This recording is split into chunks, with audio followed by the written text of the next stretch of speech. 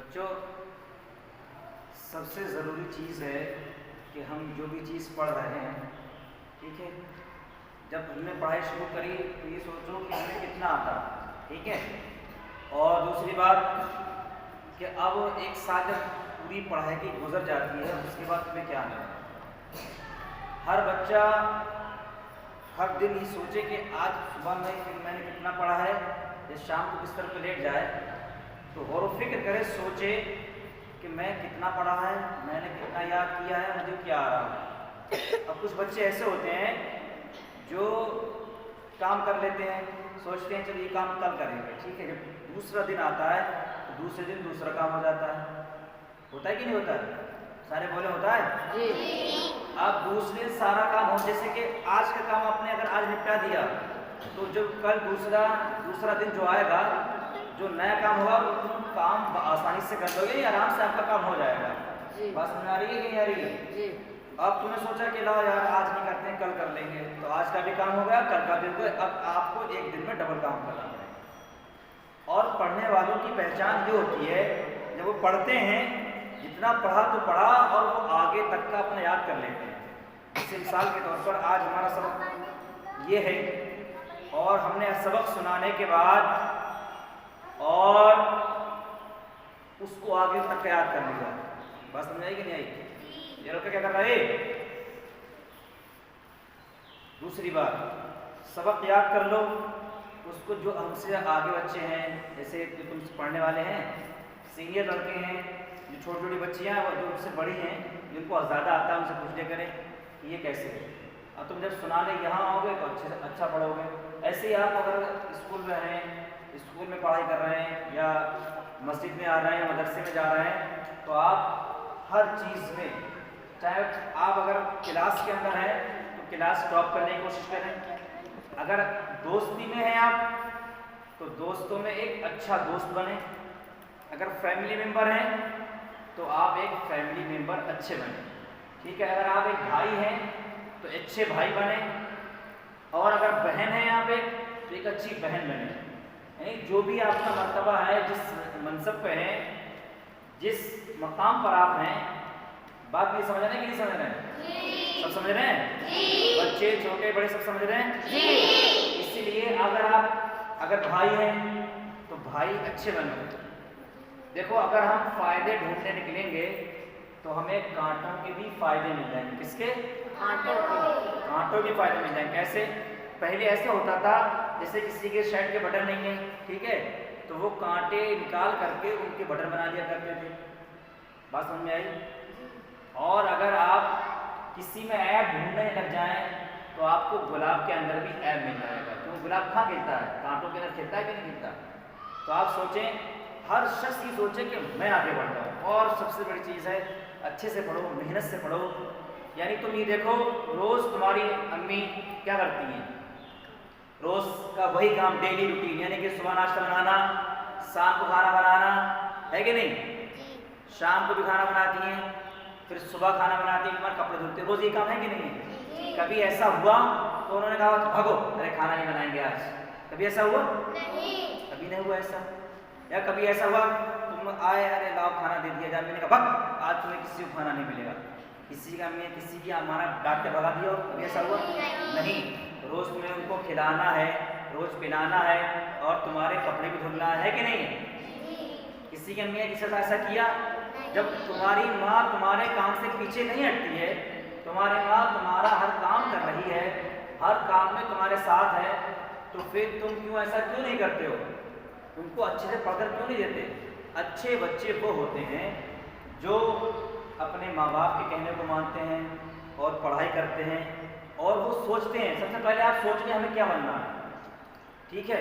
جیسے مثال کے طور پر اگر آپ یہاں سے نکلیں، آپ نے سوچا کہ مجھے یعنی کہ لکھنؤ جانا ہے یا کانپور جانا ہے، آپ گھر سے نکلے تو آپ اسی جب آپ نے گھر سے ارادہ کیا ہے، جب آپ نے گھر سے ارادہ کیا ہے تو آپ وہیں تک پہنچیں گے۔ آپ نے کوئی ارادہ نہیں کیا، آپ گھر سے نکلے اور آپ نے سوچا ارے یہیں تک جائیں گے، وہاں جائیں گے، تو آپ وہاں پہنچیں گے، اس سے پہلے آپ تھک کر کے لوٹ آئیں گے۔ اس لیے آپ اگر مسجد آ رہے ہیں تو سوچیں کہ ہمیں حافظ قرآن بھی بننا ہے اور ڈاکٹر بھی بننا ہے۔ کیا؟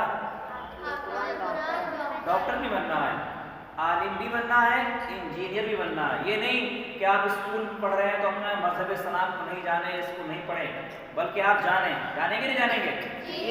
सब जानेंगे? तो अपने मजहब को जानना, ठीक है। और फिर अपने स्कूल में आप पढ़ रहे हैं, स्कूल में अव्वल नंबर आने की कोशिश करें। अव्वल आने के लिए क्या करना होता है? पढ़ाई, मेहनत, लगन, कोशिश। अगर आप कोशिश ना करें, आप बैठ जाएं ऐसे करके, कभी ये सारे बच्चे देखो मेरी तरफ, सारे बच्चे देखो, सारे सब, आप अपने प्लेट के अंदर खाना लगा लें, ठीक है। खाना आपने लगा लिया खाना, और आप कहें खाना मेरे पेट में चला जाए, खाना मेरे पेट में चला जाए, क्या खाना आपके पेट के अंदर चला जाएगा? नहीं। है कभी किसी के पेट में गया? नहीं। आपको कोशिश करना होगी, क्या? आपको निवाला बनाना पड़ेगा, और निवाला बनाने के बाद उसे खाना होगा। क्या वो डायरेक्ट पेट में चला जाएगा? नहीं। अल्लाह तबारक व तआला ने दांत बनाए हैं, दांतों से रोटी चबाना होगी, चावल चबाना होंगे, तब वो पेट के अंदर जाएगा। अब सोचो खाना कैसे हमारे अंदर पहुंच गया। यानी पहले क्या था, एक किसान ने गेहूं बोया, जमीन के अंदर उसे दबा दिया, यानी उसका नामो निशान मिट गया। मिट गया नहीं मिट गया? अब क्या पता थी, लोग समझते हैं कि मतलब धान बो दिए, जिसको नहीं पता होता है कि मतलब कि मरने के बाद भी ऐसा हो जाएगा कि आदमी मर गया सब कुछ भूल जाएगा, ऐसा नहीं होता है। बल्कि धान बो दिया जाता है, ये गेहूं जब बोते हैं तो एकदम 15 दिन तक मिट्टी रहता है वो, लेकिन कुछ दिनों के बाद जब किसान देखता है उसमें क्या होता है, पौधा निकल करके आता है। क्या निकल कर आता है? एक पौधा निकल करके आता है। फिर उसकी देखभाल करता है, देखभाल। अगर उनकी देखभाल ना की जाए, अगर किसान ना देखे तो वो फसल खराब हो जाती है। ऐसी तुम्हारी पढ़ाई है, तो तुम बीज बो रहे हो अभी, यानी अपनी पढ़ाई कर रहे हो, अगर इसकी तुम देखभाल नहीं करोगे, हमने क्या पढ़ा, क्या सीखा, क्या नहीं सीखा, तो क्या हमें याद रहेगा? नहीं। कुछ याद नहीं रहेगा। अगर आप देख रेख करेंगे, जो आपने देखा किसान कितनी मेहनत करता है, रात में पानी लगाना, सुबह लाइट का इंतजार करना, लाइट आएगी तभी पानी लगाएगा, सारा काम कर रहा है कि नहीं कर रहा? बाद में क्या होता है, वही धान निकल आते हैं, किसी में बाली निकल आती है, किसी में आम लगते हैं, किसी में सेब लगते हैं। देखा नहीं आपने? आम का बीज बोया तो आम काटता है और तो कितने फल खाता है। सब बच्चों की बात समझ में आई कि नहीं आई? तो आज से मेहनत से पढ़ेंगे इंशाअल्लाह। सब बोलो इंशाअल्लाह। जैसे एक बच्चा था, वो बच्चे ने जब देखा कि एक जगह खाना बन रहा है, सही है, क्या बन रहा है? खाना बन रहा है। तो जब उन्होंने बड़ी लकड़ियों में आग लगाई, जो खाना बनाने वाले थे, उन्होंने जब आग लगाई उसके अंदर, बड़ी लकड़ियों के अंदर जब आग लगाई, तो छोटी लकड़ियों में जब आग लगती है तो बड़ी लकड़ियों में आसानी से आग लग जाती है। तो वो बच्चा बहुत ज़ोर ज़ोर से रोने लगा, बहुत ज़ोर ज़ोर से। लोगों ने पूछा, बेटा क्यों रो रहे हो, क्या बात है? तो उस बच्चे ने जवाब दिया। उस बच्चे का जवाब सुनो, उस बच्चे ने कितना प्यारा जवाब दिया। वो बच्चा कहता है कि मैं इसलिए रो रहा हूँ, जब इन बड़ी लकड़ियों में आगे नहीं लग रही थी, आग नहीं पकड़ रही थी लकड़ियाँ, तो छोटी लकड़ियों में आग लगाने के बाद बड़ी लकड़ियों में आग लग गई। कहीं ऐसा ना हो कि अल्लाह ताला जब बड़े बड़े गुनाहगारों को जहन्नम में डाले, जब उनमें आग ना लगे, तो कहीं ऐसा ना हो कि अल्लाह पाक हम बच्चों को डाल दे। बात समझाई कि नहीं आई? समझ में आई? कहीं वो बच्चा इसलिए रो रहा कि ऐसा ना हो कि अल्लाह मुझे उसमें डाल दे। बात समझ में आई? इसलिए बचपन से ही गाली नहीं देना चाहिए। जो बच्चे जो बड़े गाली देते हैं तो अल्लाह ताला एक बिच्छू पैदा कर देता है। क्या पैदा कर देता है?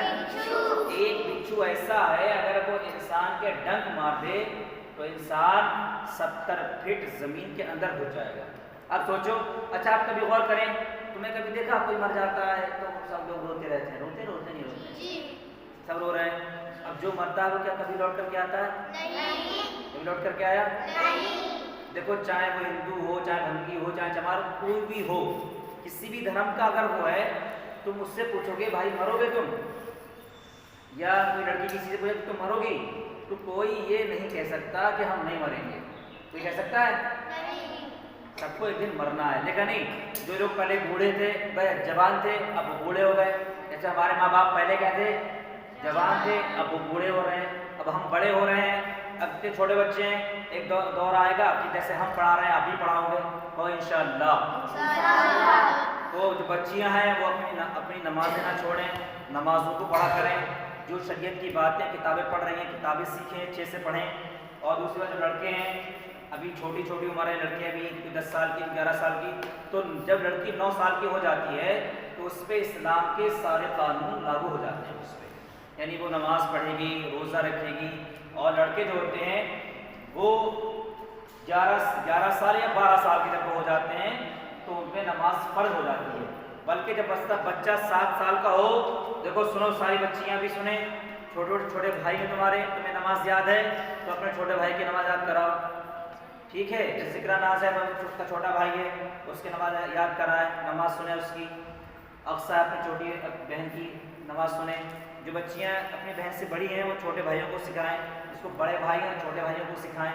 یہ آپ سکھاتے رہیں گے تو اللہ تعالیٰ آپ سے خوش ہو جائے گا۔ کون خوش ہو جائے گا؟ اللہ تعالیٰ خوش ہو جائے گا۔ بات سمجھ میں آئی؟ سب کو بات سمجھ میں آ رہی کہ نہیں آ رہی ہے؟ تو سب سے پہلی چیز بتاؤ، اللہ کے سب سے پہلے اور آخری پیغمبر کون ہے؟ سب سے پہلے آدم علیہ السلام، سب سے لاسٹ حضرت محمد صلی اللہ علیہ وسلم۔ سب سے پہلے اور آخری نبی اور رسول ہمارے آقا صلی اللہ علیہ وسلم ہے، ٹھیک ہے؟ سب سے پہلے نبی آدم علیہ السلام ہے، ٹھیک ہے؟ اور سرکار علیہ الصلوۃ والسلام کے خلیفہ کتنے ہیں؟ 4 کے خلیفہ ہیں 4۔ اور حضور صلی اللہ تعالی علیہ وسلم کہاں پیدا ہوئے؟ کون سے دن؟ کون سے دن؟ آؤ ہم چھوٹے بچے سے پوچھ لیتے ہیں، آؤ تم ادھر آؤ پتہ کر لیں، سب کو پتہ ہے کہ نہیں؟ دیکھو چھوٹے بچوں کوئی بھی ہو سب کو معلوم ہے، ضروری ہے۔ تو آپ چھوٹے بچے ہوں کوئی بھی ہوں سب کو یاد ہونا ضروری ہے کہ ہمارا مذہب کیا ہے۔ ہمارا مذہب کیا ہے؟ اسلام۔ شریعت کے کتنے امام ہیں؟ 4۔ آئیے ہم چھوٹے بچے سے سوال کر لیتے ہیں، اس کے بعد اپنی بات ختم کرتے ہیں۔ اچھا آپ یہ بتائیں کہ ہمارے آقا صلی اللہ تعالی علیہ وسلم کا مزار مبارک کہاں ہے؟ مدینہ شریف۔ سبحان اللہ۔ ہمارے آقا کا مزار کہاں ہے؟ مدینہ شریف۔ حضور صلی اللہ تعالی علیہ وسلم کی عمر کتنی تھی؟ 63 سال۔ سبحان اللہ۔ سرکار کی عمر کتنی تھی؟ 63 سال کی سرکار کی عمر تھی۔ سب کی بات سمجھ میں آ رہی ہے؟ جی۔ اچھا تو یہ بتائیے کہ آقا صلی اللہ تعالی علیہ وسلم کے خلیفہ کتنے ہیں؟